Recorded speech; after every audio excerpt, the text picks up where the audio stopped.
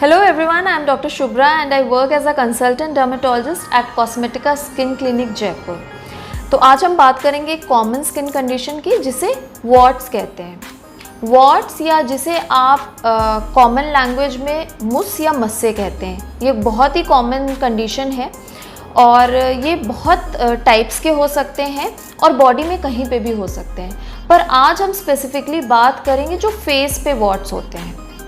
तो ये कैसे होते हैं, कैसे दिखते हैं और इनका इलाज क्या है, इसके बारे में हम बात करते हैं। तो ये कैसे दिखते हैं, सबसे पहले तो ये एसिम्प्टोमेटिक होते हैं, कोई कुछ भी इसमें खुजली, दर्द या कोई भी सिम्टम नहीं होता है और ये स्किन कलर्ड के यूजुअली होते हैं और फ्लैट हो सकते हैं, कभी कभी उभरे हुए भी हो सकते हैं। और क्योंकि इनका कोई सिम्टम नहीं होता है तो पेशेंट हमारे पास तभी आता है जब अचानक से इनका नंबर बढ़ने लग जाता है चेहरे पे। शुरू तो ये एक से ही होते हैं पर क्योंकि ये कंटेजियस होते हैं, एक से नया बनता चला जाता है, तो धीरे धीरे एक से स्टार्ट होके कई सारे और ये पूरे चेहरे पे फैल जाते हैं। और पेशेंट जब देखता है कि उसका चेहरा ख़राब दिख रहा है, थोड़ा अगली दिख रहा है, तो वो फिर भाग के हमारे पास कंसल्टेशन के लिए आता है कि ये क्या हो रहा है। तो बात करते हैं कि ये हो कैसे जाते हैं। ये कोई एलर्जी नहीं है और ये स्किन टैग नहीं है, मतलब ये नॉर्मल ग्रोथ नहीं है, ये एक तरीके का वायरल इन्फेक्शन है। ह्यूमन पैपिलोमा वायरस से ये होता है और ज़्यादातर केसेस में जो फेस पे जो ये मस्से होते हैं यूजुअली सैलून या पार्लर से आते हैं। ये बहुत ही इंपॉर्टेंट पॉइंट है कि जब आप अपने सैलून या पार्लर में जाएं तो ध्यान रखें कि जो भी इंस्ट्रूमेंट्स यूज़ हो रहे हैं वो या तो नए हों या प्रॉपरली स्टेराइल हों। ज़्यादातर केसेस में, जैसे अगर मैं बात करूं तो मेल पेशेंट्स, जब मैं उनसे हिस्ट्री लेती हूं तो 99% केसेस में वो बताते हैं कि हाँ उन्होंने शेव बाहर कराया था और उसके बाद ये मस्सा उनके चेहरे पे आया है और फिर एक से धीरे धीरे कई सारे बन गए।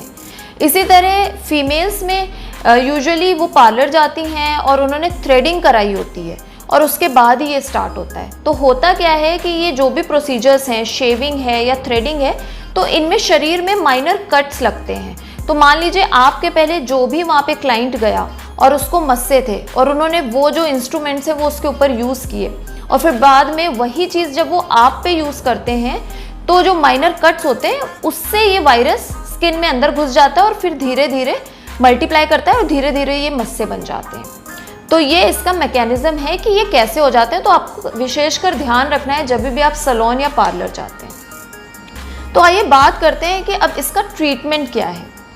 सबसे पहले तो मैं एडवाइस करूंगी कि आपको घर पे कोई भी घरेलू नुस्खे नहीं अपनाने हैं, क्योंकि मान लीजिए आपने कुछ भी घरेलू नुस्खे, जैसे कि लोग चूना लगा के आ जाते हैं, तो क्या होता है कि मस्सा तो जाता नहीं है बल्कि वहाँ पे स्किन डैमेज हो जाती है, जल जाती है, इरिटेट हो जाती है। तो ऐसा बिल्कुल नहीं करें क्योंकि ये बिल्कुल भी इसका इलाज नहीं है।